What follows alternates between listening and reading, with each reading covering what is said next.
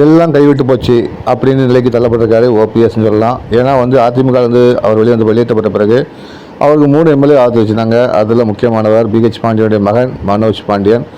இப்போது அவரும் கைவிரித்து அவருக்கு டாட்டா காட்டிட்டு எங்கே நினைச்சுக்காருன்னா திமுகவில் தன்னை ஐக்கியமாக்கியிருக்காரு. பன்னீர்செல்வத்தின் வலது கையாக செயல்பட்டவர் தான் இந்த மனோஜ் பாண்டியன்.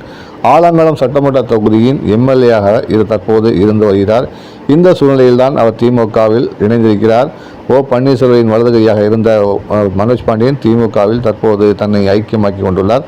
மீண்டும் ஆலங்குளம் சட்டமன்ற தொகுதியில் போட்டியிடுவதற்கான வாய்ப்பை அவர் உருவாக்கியுள்ளார் என்பது அரசியல் வட்டத்தில் பரபரப்பாக பேசப்படுகிறது.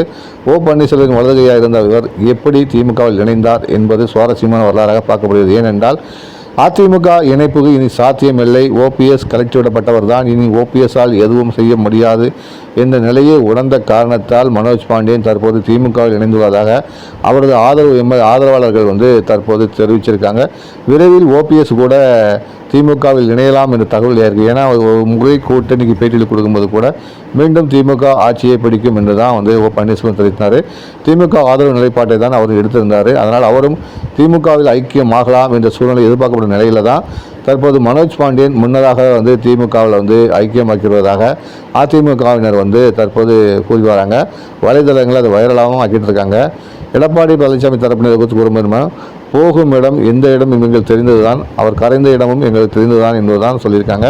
அந்த வகையில் மனோஜ் பாண்டியன் திமுகவில் இணைந்து தனது எதிர்காலத்தை புதுப்பித்திருப்பதாகவும் அவர் சொல்கிறாங்க. ஆனால் அதே நேரத்தில் அவர் குருநாதரான பன்னீர்செல்வத்தின் நிலைதான் கவலைக்கிடமாக இருப்பதாக அரசியல் வட்டத்தில் பரபரப்பாக பேசப்பட்டு வருகிறது.